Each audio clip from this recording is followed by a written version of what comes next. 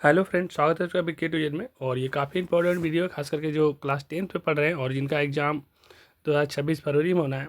तो ये ज्योग्राफी का चैप्टर 4 है और इससे बहुत हद तक कुछ क्वेश्चन देखने के लिए आपको एग्ज़ाम में मिलेगा। आपको करना क्या होगा कि इसमें सारा काम चैप्टर कंप्लीट करा चुके हैं स्कूल में और ये सारा क्वेश्चन आंसर है। तो इसको ध्यान से आपको 1 से 2 बार सुनना पड़ेगा। स्पीड बढ़ाना होगा तो बढ़ा भी लीजिएगा और उसके बाद इसको अच्छा से नोट कर लेंगे तो निश्चित रूप से आपको समझ में भी आ जाएगा और एग्ज़ाम में क्वेश्चन आएंगे तो आपसे अच्छे से लिखा भी जाएंगे। तो ठीक है, हम देर नहीं करते हैं, आगे बढ़ते हैं। अगर ये वीडियो आपको अच्छा लगे तो लाइक करिएगा, जो शेयर नहीं करते उसे अपने दोस्त को शेयर कर दीजिए और जो सब्सक्राइब नहीं किया वो सब्सक्राइब कर लीजिए। अब हम लोग 1,000 सब्सक्राइबर के आसपास पहुँचने वाले हैं तो और भी कुछ होना होगा। तो ठीक है, शुरू करते हैं। परिवहन, संचार और व्यापार। परिवहन किसे कहते हैं, ऐसा क्वेश्चन आएगा तो आप लिखिएगा कि वस्तुओं तथा यात्रियों को एक जगह से दूसरे जगह ले जाना परिवहन कहलाता है। परिवहन एवं संचार किसी क्षेत्र या राष्ट्र के विकास में आधार का काम करते हैं। जहाँ पर परिवहन आसान हो जाएगा, एक जगह से दूसरे जगह कोई भी सामान आसानी से पहुँचता है, एक वस्तु दूसरे जगह पर आसानी से वस्तु पहुँच जाता है एक स्थान से दूसरे स्थान पे, तो वो देश, वो राष्ट्र, वो राज्य अच्छा विकास करेगा। ये परिवहन एवं संचार का खासियत है।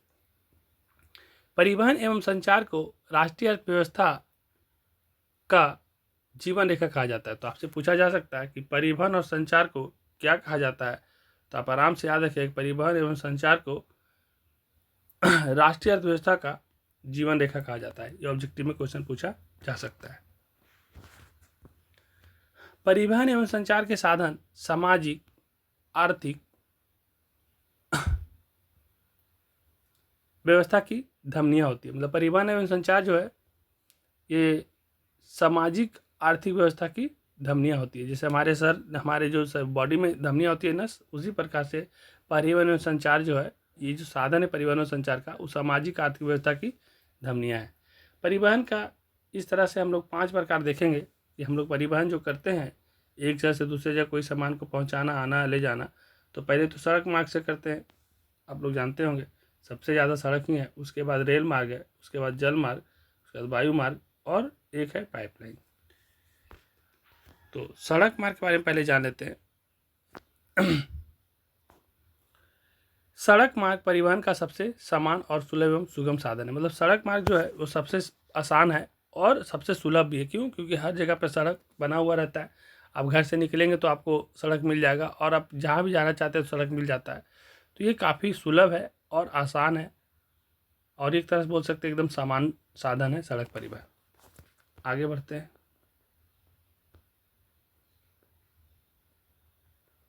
33 लाख किलोमीटर लंबी सड़कों के साथ भारत विश्व के सर्वाधिक सड़क जाल वाले देश में स्थान रखता है। मतलब पूरा दुनिया में सबसे ज़्यादा सड़क के बारे में बात करें तो भारत जो है 33 लाख किलोमीटर लंबी सड़कों के साथ एक नंबर पे सबसे ऊपर बना हुआ है। भारत में सड़कों का विकास स्वतंत्रता से पहले देश में सड़कों के विकास के लिए नागपुर सड़क योजना के तहत प्रयास किया गया था। मतलब सड़क और विकास के लिए जब जिस समय हम लोग का देश स्वतंत्रता से पहले, मतलब जब देश आज़ाद नहीं हुआ था उससे पहले नागपुर सड़क योजना के तहत प्रयास किया गया था। स्वतंत्रता प्राप्ति के समय देश में लगभग 2.42 लाख किलोमीटर कच्ची सड़क और 1.46 लाख लंबी पक्की सड़क थी। देखिए, जब स्वतंत्रता हम लोग का मिल गया था, जब हम लोग स्वतंत्रता प्राप्ति के बाद बोल रहा है ना, स्वतंत्रता प्राप्ति के समय जब हम लोग आज़ाद हो रहे थे हम लोग का देश, उस समय कच्ची सड़क था 2.42 लाख कच्ची सड़क था और 1.46 लाख लंबी सड़कें थी और पक्की। देश में सड़कों की कुल लंबाई 1950-51 में 4 लाख किलोमीटर था, जो 2000 से 2001 में बढ़कर 24 लाख तथा 2006-07 में बढ़कर 33 लाख किलोमीटर हो गया। और 33 लाख किलोमीटर जो है इंडिया का नहीं बल्कि दुनिया का सबसे ज़्यादा सड़क वाला देश है। सड़कों के विकास के लिए राष्ट्रीय ग्रामीण रोजगार गारंटी योजना, स्वर्णिम चतुर्भुज सड़क परियोजना एवं प्रधानमंत्री ग्रामीण सड़क योजना उल्लेखनीय है। प्रधानमंत्री ग्रामीण सड़क योजना के अंतर्गत 500 की आबादी वाली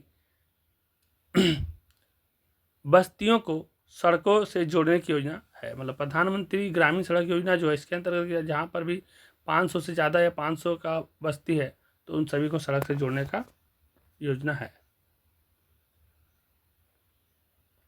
सड़कों का प्रादेशिक वितरण। पक्की सड़कों की लंबाई की दृष्टि से देश में महाराष्ट्र का पहला स्थान है। अगर हम राज्य में देखेंगे तो किस राज्य में सबसे ज़्यादा सड़क है भारत में, ये ऑब्जेक्टिव में क्वेश्चन बन जाता है, तो याद रखिए कि महाराष्ट्र में सबसे ज़्यादा सड़क है इंडिया में। यहाँ 2.70 लाख किलोमीटर पक्की सड़क है ना, 2.70 लाख।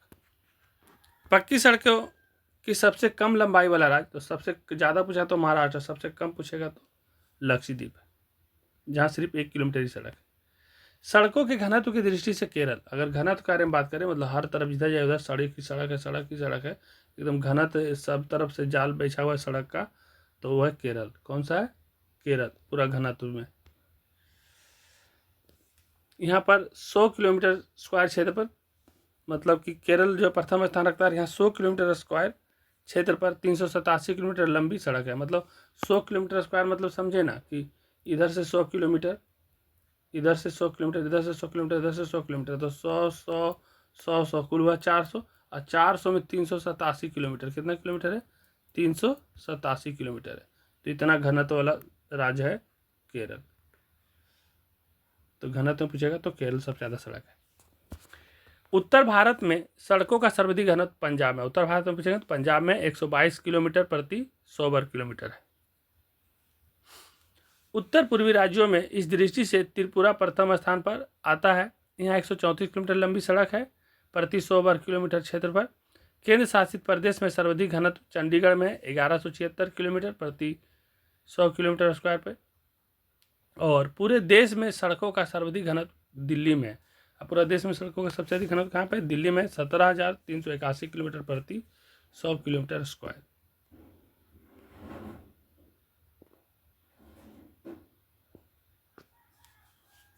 नागपुर सड़क योजना द्वारा सड़कों को 4 प्रकारों में बांटा गया था। राष्ट्रीय राजमार्ग, एक था राष्ट्रीय राजमार्ग, एक था राज्य राजमार्ग, एक था जिला सड़कें और एक था ग्रामीण सड़कें। राष्ट्रीय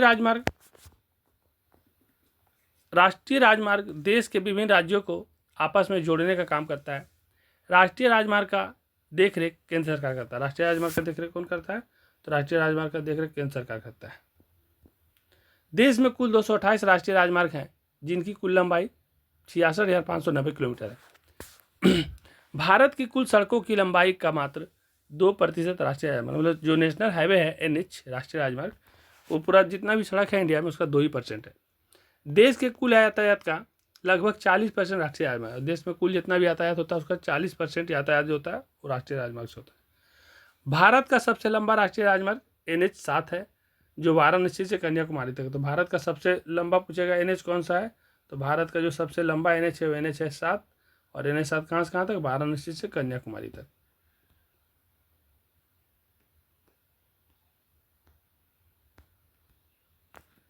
नेक्स्ट है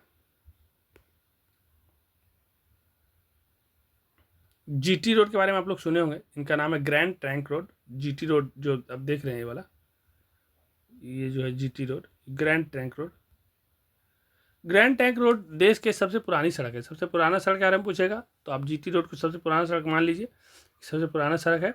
Grand Trunk Road Sher Shah Suri द्वारा बनाया गया था। पूछेगा GT रोड किनके द्वारा बनाया गया था, तो ग्रैंड ट्रंक रोड जो है वो शेरशाह सूरी के द्वारा बनाया गया था। ग्रैंड ट्रंक रोड कोलकाता से अमृतसर तक। ग्रैंड ट्रंक रोड कहाँ तक? कोलकाता से अमृतसर तक। ग्रैंड ट्रंक रोड को अमृतसर से दिल्ली तक, मतलब पहला अगर पूछेगा कोलकाता से अमृतसर, ग्रैंड ट्रंक रोड पहला पूछे कोलकाता से अमृतसर तक। ग्रैंड ट्रंक को अमृतसर से दिल्ली तक तो राष्ट्रीय राजमार्ग 1 NH1 तथा दिल्ली से कोलकाता तक राष्ट्रीय राजमार्ग 2। मतलब अमृतसर से दिल्ली जाएगा तो राष्ट्रीय राजमार्ग NH1, और दिल्ली से कोलकाता जाएगा तो राष्ट्रीय राजमार्ग 2 का नाम से जाना जाता है। मतलब NH1 पूछेगा तो अमृतसर से दिल्ली, NH2 पूछेगा तो दिल्ली से कोलकाता। अमृतसर से कारगिल होते हुए, यहाँ पर के लिखा गया है, इसको आप सेव कर लीजिएगा। अमृतसर से कारगिल होते हुए लेह तक जाने वाली सड़क को राष्ट्रीय राजमार्ग संख्या A1 कहा जाता है। मतलब कारगिल से होकर के अमृतसर से कारगिल जो सड़क जाती है उसको राष्ट्रीय राजमार्ग A1 कहा जाता है। A1 प्रमुख राष्ट्रीय राजमार्ग, तो स्वर्णिम चतुर्भुज योजना केंद्र सरकार द्वारा भारत के 4 प्रमुख महानगरों दिल्ली, मुंबई, चेन्नई एवं कोलकाता को जोड़ने वाली 6 लाइन वाली लगभग 5846 किलोमीटर लंबी सड़कों को स्वर्णिम चतुर्भुज योजना कहते हैं। स्वर्णिम चतुर्भुज योजना को थोड़ा समझ लीजिए कि इस तरह से बनाया गया था।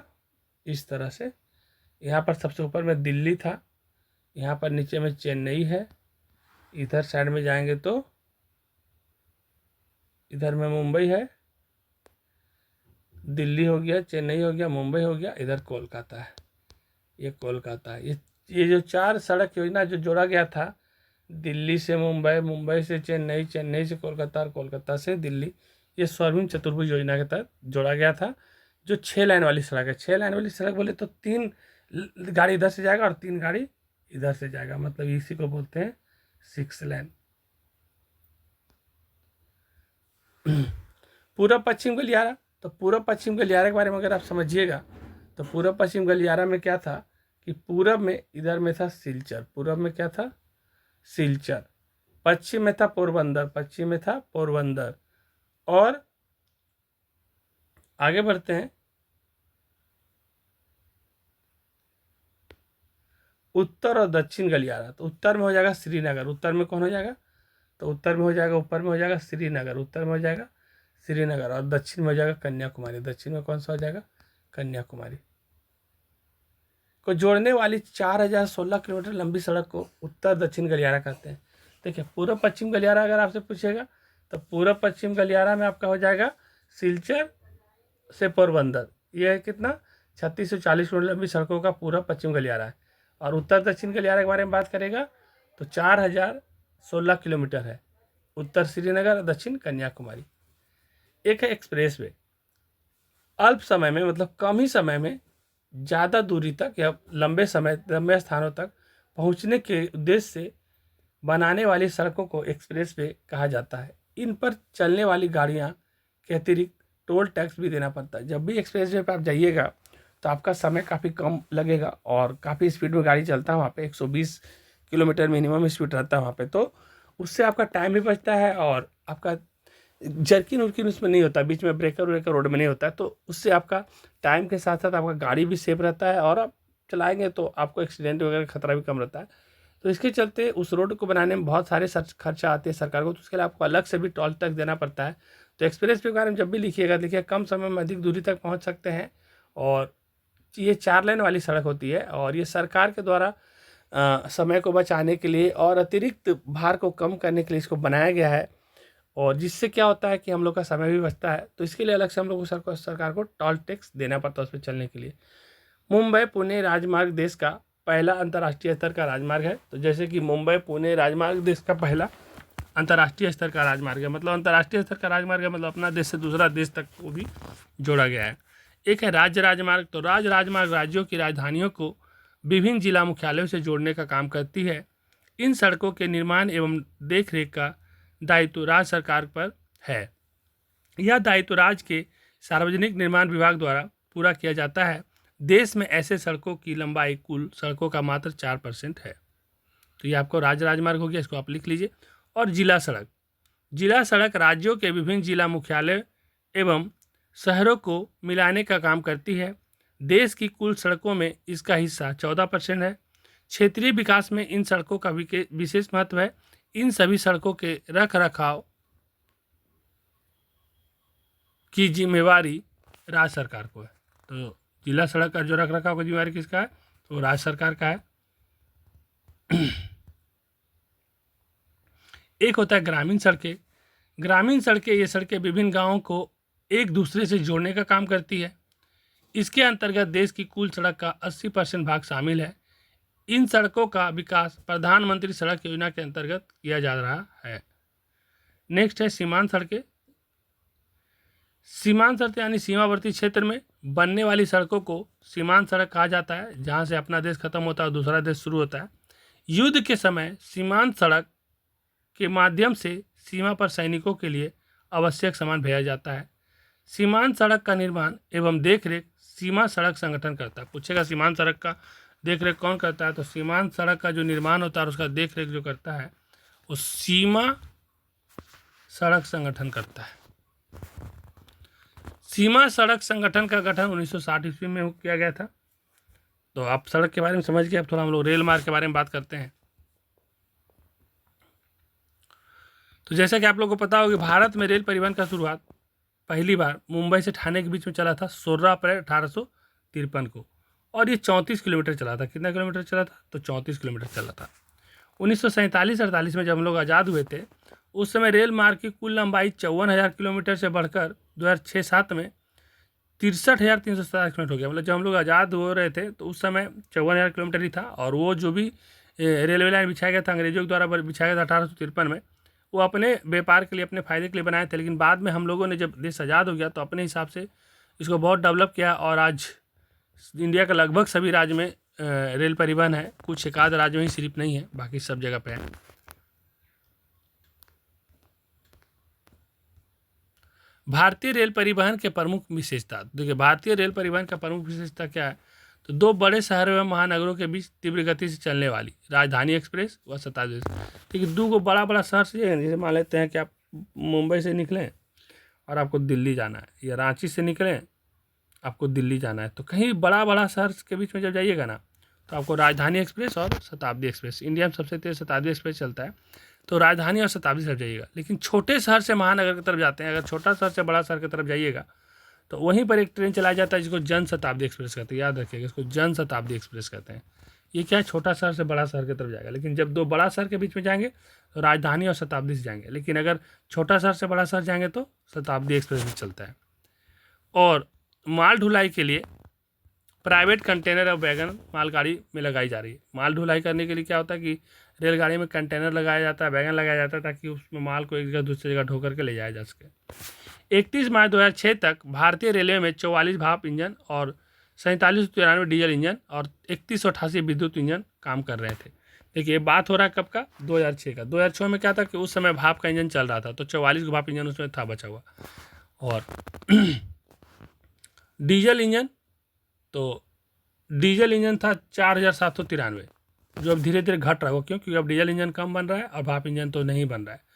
और ये जो इंजन 3188 दिख रहा था आपको विद्युत इंजन, इसका हम बता चुके थे कि चितरंजन में इसका कारखाना है। अब ये बहुत ज़्यादा बढ़ते जा रहा है। क्यों, क्योंकि अब ज़्यादा से ज़्यादा रेलवे जो सब चल रहा है विद्युत से ही चल रहा है, तो विद्युत इंजन का जो है ये बढ़ रहा है, लेकिन बाकी ये दोनों जो है भाप वाला घट रहा है और डीजल इंजन घट रहा है।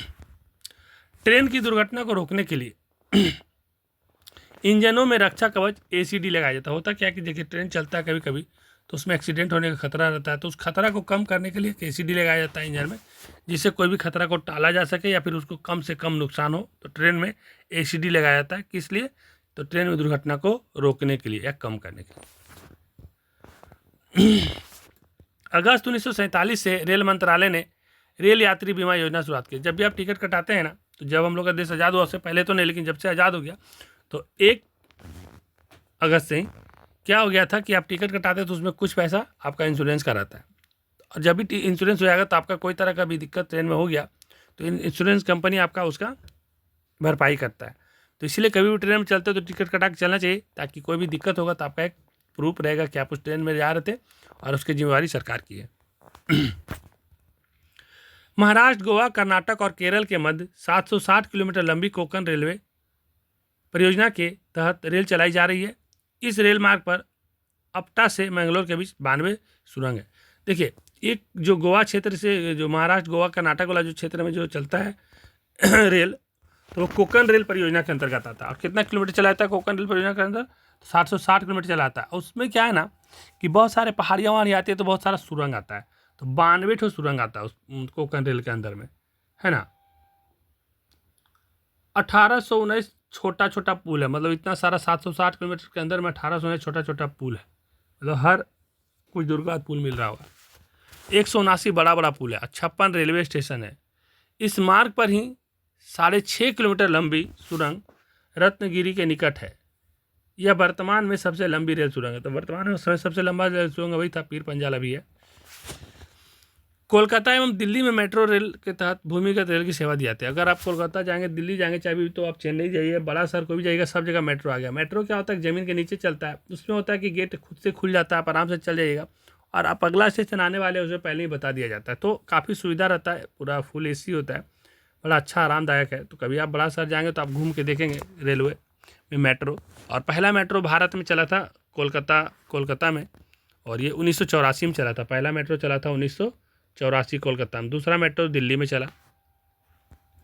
राजस्थान में शाही रेलगाड़ी पैलेस ऑन हिल्स तथा महाराष्ट्र में डेक्कन ओडिसी रेलगाड़ी चलाई जा रही है। मतलब राजस्थान में एक तो शाही रेलगाड़ी पैलेस, और अगर आप महाराष्ट्र में जाइएगा ना तो डेक्कन ओडिसी रेलगाड़ी चलाई जा रही है। पर्वतीय भाग में स्थित पर्यटक स्थलों तक पहुंचने के लिए, अगर पर्यटक भाग में जाते हैं जहाँ पहाड़ पर्वत है, वहाँ पर मनोरंजन पूर्व यात्रा के लिए नैरो गेज और स्पेशल गेज वाली रेलगाड़ी चलाई जाती है। वहाँ पर मनोरंजन पूर्व यात्रा के लिए नैरो गेज वाली रेलगाड़ी चलाई जाती है। जैसे पहाड़ी क्षेत्र में आता है शिमला, ऊटी, माउंट आबू, दार्जिलिंग इत्यादि की रेल पर सेवाएँ शामिल है। तो इस सब जगह पर जब जाइएगा तो आपको स्पेशल गेज वाली, नैरो गेज, स्पेशल गेज, ये सब वाली ट्रेन देखने के लिए आपको मिलेगा। रेल संपत्तियों एवं रेल यात्रियों की सुरक्षा के लिए GRV एवं RPF की व्यवस्था है। देखिए यहाँ पर RPF मतलब होता है रेलवे प्रोटेक्शन फोर्स। ये क्या हो गया, R से हो गया रेलवे प्रोटेक्शन फोर्स, ठीक है। तो ये हो गया RPF। एक होता है GRP, तो यहाँ पर P कर लीजिएगा इसको, कि B नहीं होता, GRP है ना, जनरल रेलवे फोर्स करके होता है शायद। तो GRP कर लीजिएगा, GRP और RPF। तो RPF रेलवे प्रोटेक्शन फोर्स होता है कि ट्रेन में कभी कभी रात में कुछ घटना ना हो जाए, इसलिए ये लोग को ड्यूटी में लगाया जाता है। और ये लोग हर स्टेशन में रहते हैं GRP वाले, ताकि वहाँ पर थाना वाना बना होता है, रेलवे का अपना थाना होता है। तो कोई भी तरह का घटना या कुछ भी ऐसा ना हो, उसका देखरेख करने के लिए लोग रहते हैं, यात्रियों की सुरक्षा के लिए।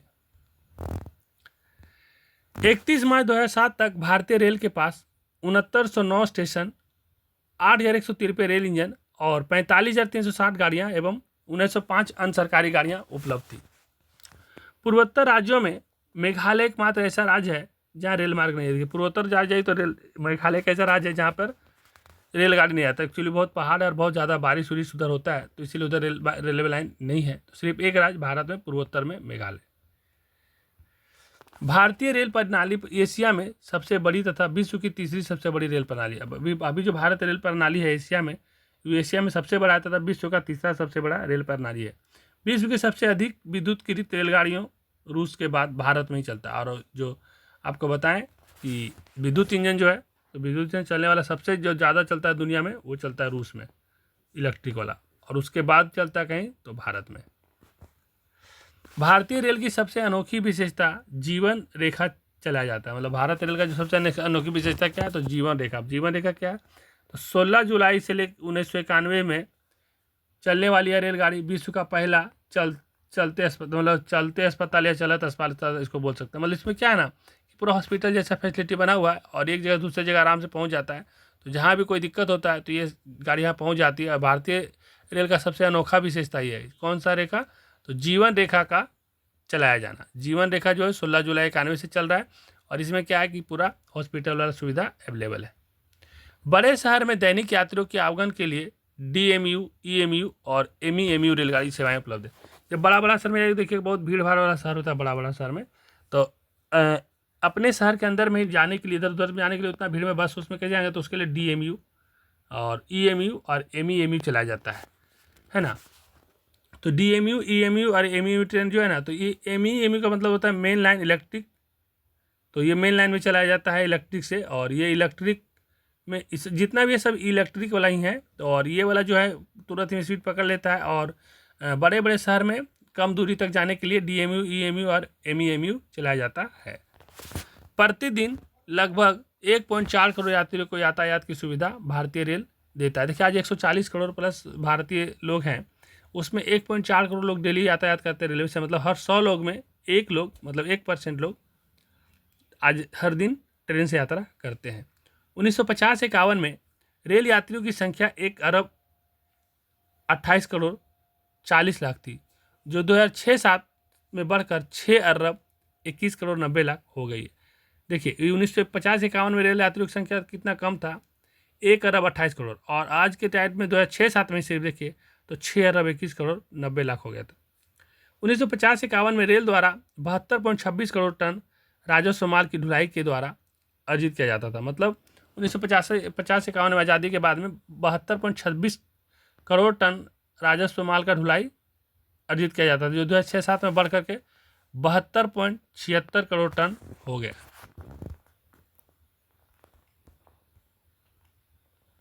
प्रशासनिक सुविधा के लिए भारतीय रेलवे को 16 क्षेत्रों में बांटा गया। मतलब देख रेख करने के लिए प्रशासनिक सुविधा के लिए 16 जोन में बांटा गया, 16 क्षेत्र में बांटा गया। देश में सबसे बड़ा रेल क्षेत्र उत्तर रेलवे तथा सबसे छोटा उत्तर पूर्वी सीमांत रेलवे है। तो देखिएगा इसमें से आप सबका मुख्यालय भी आपको एक बार हम याद करवा दिए थे क्लास में कि उत्तर रेलवे का मुख्यालय दिल्ली है, दक्षिण का चेन्नई है, पूरब का कोलकाता है और पश्चिम का चर्च गेट मुंबई है। देखिए और क्या होता है कि भारतीय रेल मार्ग का प्रमुख गेज क्या होता है। तो देखिए 2 रेलवे लाइन जो चलता है ना, तो इसके बीच में एगो सटा पटरी दिया रहता है ऐसे ऐसे ऐसे ऐसे, और एगो रहेगा थोड़ा दूर दूर दूर दूर दूर दूर। तो जो बड़ा लाइन रहता है उसमें 1.76, इसमें बड़ा लाइन में रहेगा तो 1.76, और छोटा लाइन में रहेगा तो बड़ा लाइन रहेगा तो इस तरह से दूर दूर में रहेगा तो 1.76। छोटा लाइन में अगर आप बात करेंगे तो छोटा लाइन में 1 पॉइंट, छोटा लाइन रहेगा तो इस तरह से नज़दीक नज़दीक में दिया रहता है। छोटा लाइन में होता है 762, और जो मीटर लाइन होता है उसमें 1.00 यानी 1। तो आप इसको एक बार नोट कर लीजिए। अब हम लोग बात करते हैं पाइपलाइन के बारे में, क्योंकि हम लोग सड़क के बारे में पढ़ चुके हैं और रेलवे लाइन के बारे में पढ़ चुके हैं। अब हम लोग पाइपलाइन को देख लेते हैं। पाइपलाइन, भारत में पाइपलाइन मार्ग से तेल एवं प्राकृतिक गैस का परिवहन होता है। पाइपलाइन बिछाने के लिए स्टील पाइपों को बिटुमिनस के परत से ढक दिया जाता है, फिर उसके ऊपर ग्लास फाइबर की परत चढ़ा दी जाती है। इससे पाइप की जंग सुरक्षा होती है। इस तरह से कर देने से पाइप जल्दी टूटेगा नहीं, फटेगा नहीं और जंग लगेगा नहीं। 1985 तक पाइपलाइन का कुल मिलाकर 6535 किलोमीटर तथा 2004 में 18,546 किलोमीटर हो गया। भारत में पाइपलाइन को 2 भाग में बांटा गया है, एक कच्चा तेल पाइपलाइन और एक तेल उत्पादन पाइपलाइन। गैस पाइपलाइन में बात करेंगे तो आप एलपीजी को जान रहे होंगे, तो एलपीजी पाइपलाइन और एचबीजे पाइपलाइन। एचबीजे पाइपलाइन गुजरात में हजीरा से उत्तर प्रदेश के जगदीशपुर तक 1730 किलोमीटर लंबा हजीरा बीजापुर जगदीशपुर पाइपलाइन है। इसे ही एचबीजे गैस पाइपलाइन कहा जाता है। भारतीय गैस प्राधिकरण लिमिटेड गैस पाइपलाइन का संचालन करता है। अब हम लोग बात करते हैं वायु परिवहन या वायु मार्ग। तो देश में वायु परिवहन का आरंभ 1911 में इलाहाबाद से नैनी के बीच 10 किलोमीटर की दूरी की उड़ान से हुआ था। मतलब पहला बार जो देश में चला था हवाई जहाज वायुयान 1911 में चला था। कहाँ से कहाँ तक चला था, तो इलाहाबाद से नैनी के बीच में चला था। कितना किलोमीटर, तो 10 किलोमीटर। 1933 में इंडियन नेशनल एयरवेज की स्थापना की गई। इंडियन नेशनल एयरवेज की स्थापना कब किया गया, तो 1933 में। इंडियन नेशनल एयरवेज का मुख्यालय दिल्ली में है और 1947 के आरंभ तक देश में 21 विमान कंपनियों वायु परिवहन का कार्य कर रही थी। वायु परिवहन में विकास के लिए विमान परिवहन जांच समिति 1950 में गठित की गई।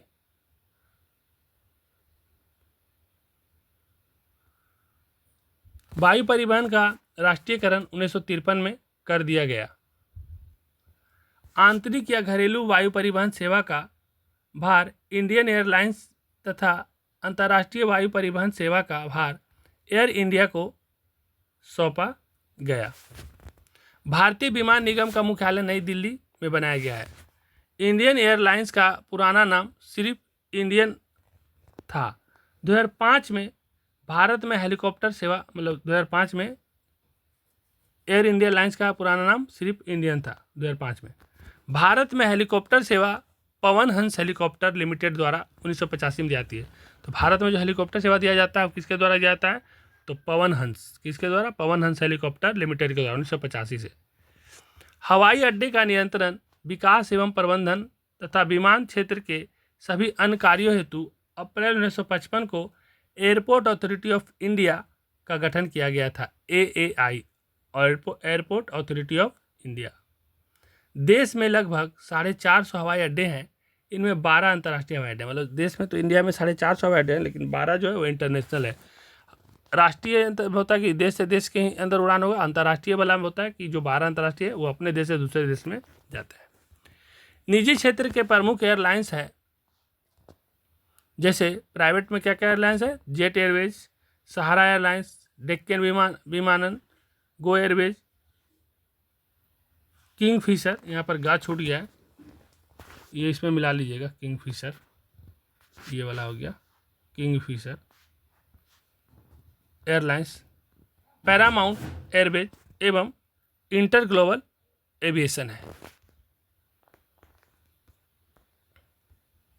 देश में मालवाहक सेवा संचालित करने के लिए ब्लू डर्ट विमानन नाम से एक निजी मालवाहक कंपनी कार्य कर रही है। देखिए, अभी ऐसे तो आपका कोई भी सामान भारी भारी जाएगा नहीं आपको हवाई जहाज में, लेकिन एक ब्लू डर्ट विमानन है, ये निजी है जो सामान ढोने का काम करती है। 86 कंपनियों के पास गैट निर्धारित उड़ानों को संचालित करने का परमिट है, मतलब 86 कंपनी के पास परमिट है गैट निर्धारित उड़ान के लिए।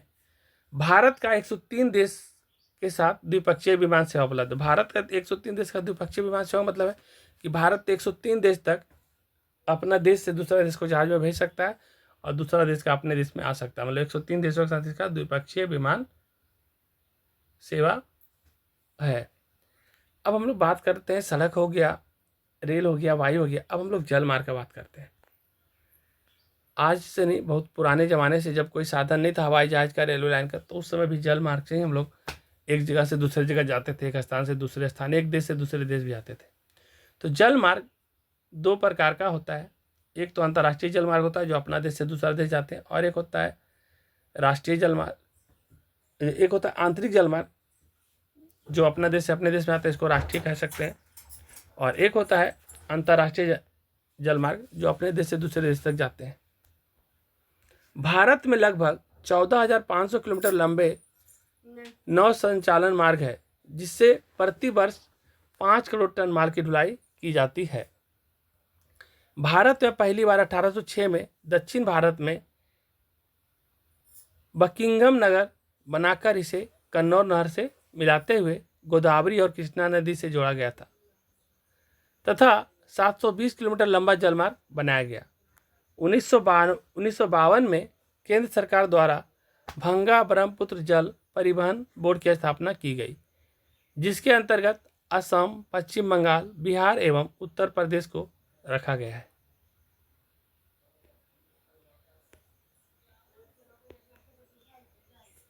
सत्ताईस अक्टूबर 1986 को भारतीय अंतर्राष्ट्रीय जल मार्ग प्राधिकरण की स्थापना की गई। भारतीय अंतर्देशीय जल मार्ग प्राधिकरण का मुख्यालय नोएडा एवं क्षेत्रीय कार्यालय पटना, कोलकाता, गुवाहाटी एवं कोच्चि में तथा शाखा कार्यालय इलाहाबाद, वाराणसी, भागलपुर, फरक्का एवं कोल्लम में है। भारतीय अंतर्देशीय जल मार्ग प्राधिकरण राष्ट्रीय जल मार्ग के विकास, रख रखाव और नियम की जिम्मेवारी सौंपी गई है। राष्ट्रीय अंतर्देशीय नौवाहक संस्था पटना में है। भारत में 5 राष्ट्रीय जलमार्ग है। पहला राष्ट्रीय जलमार्ग संख्या 1 इलाहाबाद से हल्दिया के बीच में चलता है, 1620 किलोमीटर। दूसरा है राष्ट्रीय राजमार्ग संख्या 2 सदिया से धुबरी तक 891 किलोमीटर की लंबाई में ब्रह्मपुत्र नदी में विकसित है। इसका उपयोग भारत और बांग्लादेश साझेदारी करते हैं। राष्ट्रीय राजमार्ग संख्या 3 कोल्लम से कोट्टापुरम 205 किलोमीटर लंबा यह जलमार्ग चंपाकारा तथा उद्योग मंडल नहरों सहित पश्चिमी तट नहर में विकसित है। राष्ट्रीय जलमार्ग संख्या 4 गोदावरी कृष्णा नदी के सहारे 1095 किलोमीटर में फैला जलमार्ग पुडुचेरी, काकीनाडा, नहर के सहारे यह जलमार्ग आंध्र प्रदेश, तमिलनाडु एवं पुडुचेरी में फैला हुआ है। और राष्ट्रीय राजमार्ग संख्या 5 उड़ीसा राज्य में ईस्ट कोस्ट कनाल, मंताई, नई दिल्ली, ब्राह्मणी नदी एवं महानदी डेल्टा के सहारे 6,623 किलोमीटर की लंबाई में विकसित की गई है। अंतर्राष्ट्रीय जलमार्ग की दृष्टि से भारत के पास 1517 किलोमीटर लंबा समुद्री तट उपलब्ध है। 1517 नहीं होगा, ये 7517 होगा। यहाँ पर थोड़ा सा ठीक कर लीजिएगा, ये 7 होगा, 7517 कर लीजिएगा इसको, है ना। 7,517 किलोमीटर लंबा समुद्री तट उपलब्ध है, जिसके सहारे 12 बड़े एवं 200 छोटे बंदरगाह विकसित हैं। देश का लगभग 90% व्यापार समुद्री मार्गों से होता है। आज से नहीं, बहुत पुराने समय से ही, जब कोई सुविधा नहीं था हवाई जहाज का, रेलवे लाइन का, तब भी हम लोग का जो व्यापार होता था वो जल परिवहन से ही होता था। तो आज भी 90% जो हमारा बिजनेस व्यापार होता है वो जल परिवहन के द्वारा ही होता है, समुद्री मार्ग के द्वारा ही होता है। व्यापारिक जहाजरानी बड़े की दृष्टि से भारत में विश्व में 20वां स्थान है। तो व्यापारिक एक जहाजरानी है जो सबसे बड़ा है, 20वां स्थान है, इतना बड़ा जहाज है। भारत में निम्न 12 बड़े बंदरगाह है। तो जैसे मुंबई में जो है, तो मुंबई बंदरगाह महाराष्ट्र में है। एक नहावा सोवा भी, ये भी महाराष्ट्र में है। कोलकाता में हल्दिया, कोलकाता पश्चिम बंगाल में जो है हल्दिया है बंदरगाह। और चेन्नई में तमिलनाडु में है। और तुतीकोरिन, ये भी तमिलनाडु में है। ये सब बड़ा बड़ा बंदरगाह है। कंडाला बंदरगाह उड़ीसा में है। कोची बंदरगाह केरल में, इन्नौर बंदरगाह तमिलनाडु में, पारादीप उड़ीसा में, विशाखापट्टनम बंदरगाह आंध्र प्रदेश, और मरमुगांव है। तो मरमुगांव जो है ये गोवा में है, और मैंगलोर कर्नाटक में है। ये सब बड़ा बड़ा बंदरगाह है। अब हम लोग बात कर लिए सड़क से परिवहन के बारे में। अब हम थोड़ा संचार के बारे में जान लेते हैं। ये जो संचार होता है ये क्या होता है। तो संचार जो है संदेशों का आदान प्रदान संचार कहलाता है। एक जगह का सूचना दूसरा जगह पहुंचाना, ये संचार कहलाता है। संचार के प्रमुख साधन है जैसे टेलीफोन, डाक सेवा, टेलीग्राम, फैक्स, रेडियो, सिनेमा, समाचार पत्र, इंटरनेट, ईमेल इत्यादि। संचार का सबसे जो सुलभ सुगम साधन है अभी आज का टाइम में वो है मोबाइल फ़ोन। पहले के समय में टेलीविज़न हुआ करता था, आज का टाइम में मोबाइल फ़ोन है। डाक सेवा, भारत में 1837 में डाक सेवा का शुरुआत हुआ था। भारतीय डाक विभाग की स्थापना जो हुआ 1854 में हुआ था, और ये डलहौजी के समय में हुआ था, जिसमें रेलवे लाइन बिछाया गया था उसी समय। डाक विभाग वर्तमान समय में speed post, media post, satellite post, express post, data post, greeting post, e post, bill post के अलावा डाक सेवा में बैंक तथा जीवन बीमा संबंधित कोई भी करने लगा है। देश में 8 डाक क्षेत्र है। तो आपसे पूछेगा कितना डाक क्षेत्र है, तो 8 डाक क्षेत्र है। यहाँ से क्वेश्चन बनता है ऑब्जेक्टिव में। पिन कोड, तो पिन कोड 6 अंकों का होता है।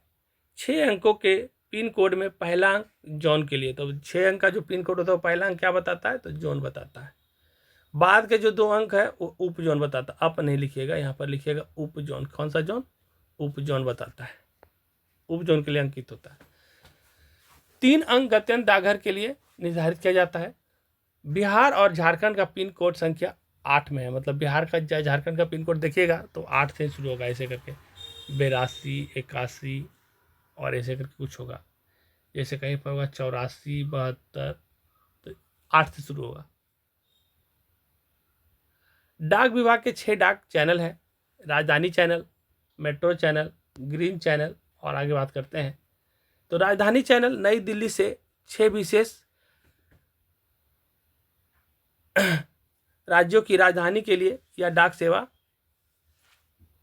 जिसके लिए पीले रंग की पत्र पेटियां का प्रयोग होता है। राजधानी चैनल में जब जाएगा तो दिल्ली से जो 6 राज्य के लिए जोड़ा गया वहां पर पीले बॉक्स का प्रयोग किया जाता है। मेट्रो चैनल जैसे बेंगलोर, कोलकाता, चेन्नई, दिल्ली, मुंबई एवं हैदराबाद के लिए या डाक सेवा है। इन स्थानों के लिए अंकित पिन कोड वाले डाक पत्रों के नीले रंग वाले, तो जहां मेट्रो सिटी है वहां पर नीला रंग वाला डाक पेटी होगा। ग्रीन चैनल स्थानीय पिन कोड अंकित डाक पत्रों को हरे रंग वाली पत्र पेटी में डाला जाता है। और चौथा था दस्तावेज चैनल, पांचवा भारी चैनल और छठा व्यापार चैनल। दस्तावेज चैनल समाचार पत्र एवं विभिन्न पत्रिकाओं को भेजने के लिए यह डाक सेवा है। भारी चैनल यह डाक सेवा बड़े व्यावसायिक संगठनों के डाक पत्रों के लिए उपलब्ध है।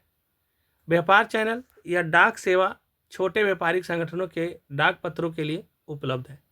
दूरसंचार, तो हम बात करते हैं दूरसंचार के बारे में। तो देश में लगभग 26 करोड़ वायरलेस फोन उपभोक्ता हैं, जिसमें कोई वायर की जरूरत नहीं है, डायरेक्ट बात करते हैं इससे मोबाइल वगैरह। मोबाइल फोन सर्वाधिक प्रचलित संचार सेवा है। दूरसंचार के मामले में भारत एशिया में प्रथम और विश्व में 10वां स्थान रखता है। मतलब दूरसंचार में भी देखिएगा तो इसमें भी पूरा एशिया में भारत 1 नंबर पे है और पूरा विश्व में 10वां स्थान है। दूरसंचार में रेडियो का भी महत्व है, तो रेडियो के बारे में थोड़ा जान लें कि रेडियो भारत में रेडियो का प्रसारण 1923 हुआ था। पूछा जा सकता है रेडियो का प्रसारण भारत में कब हुआ था, तो 1923 में हुआ था।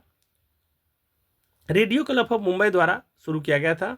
1930 में रेडियो सेवा को इंडियन ब्रॉडकास्टिंग, 1936 में ऑल इंडिया रेडियो तथा 1957 में आकाशवाणी रखा गया। मतलब ऑल इंडिया जो रेडियो नाम रखा गया है ना, 1936 में नाम रखा गया इसको, है ना, ऑल इंडिया रेडियो। और इसी का नाम बदल करके 1957 में आकाशवाणी कर दिया गया है।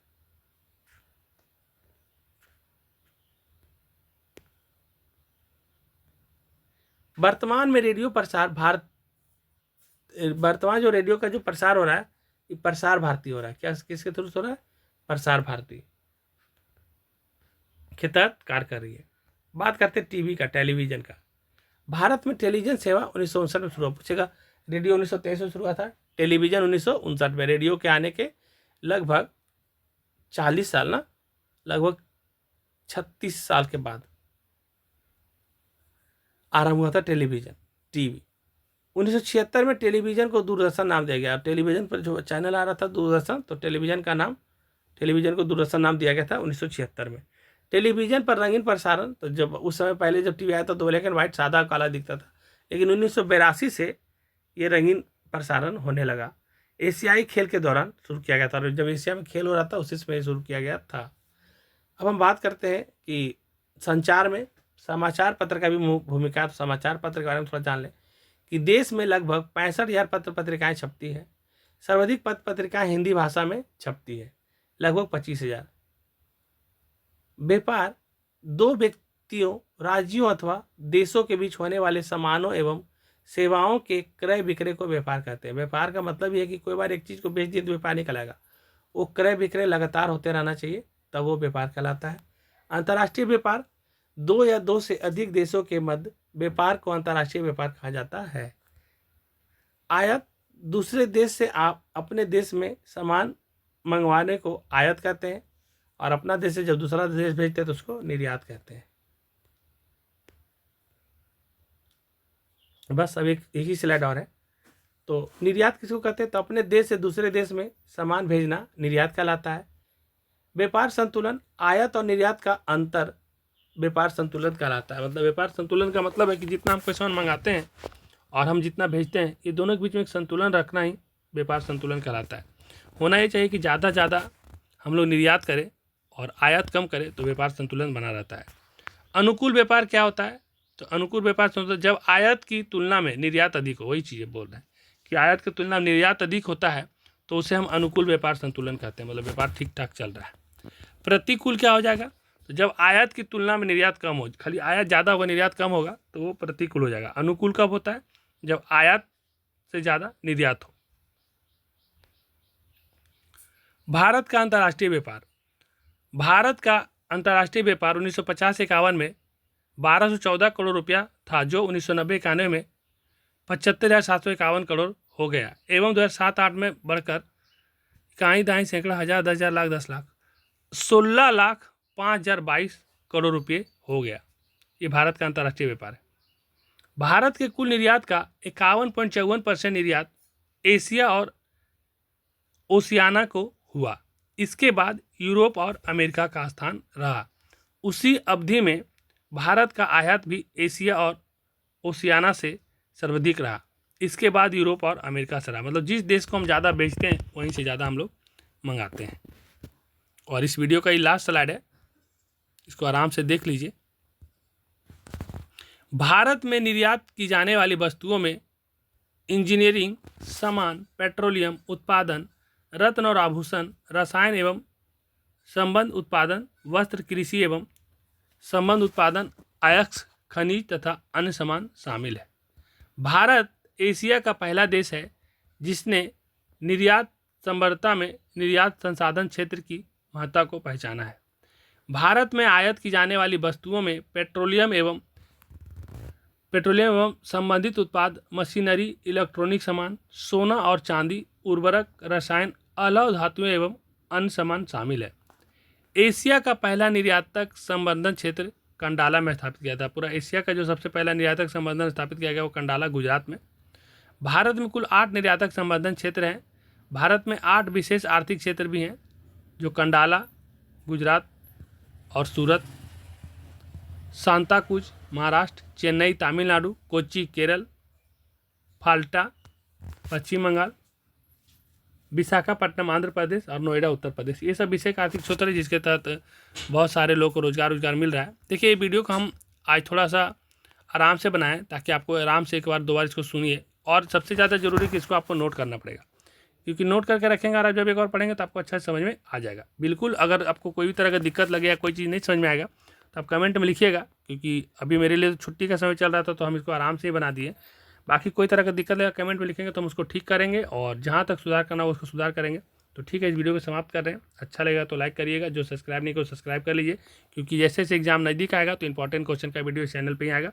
तो ठीक है, इस वीडियो को समाप्त कर रहे हैं। धन्यवाद।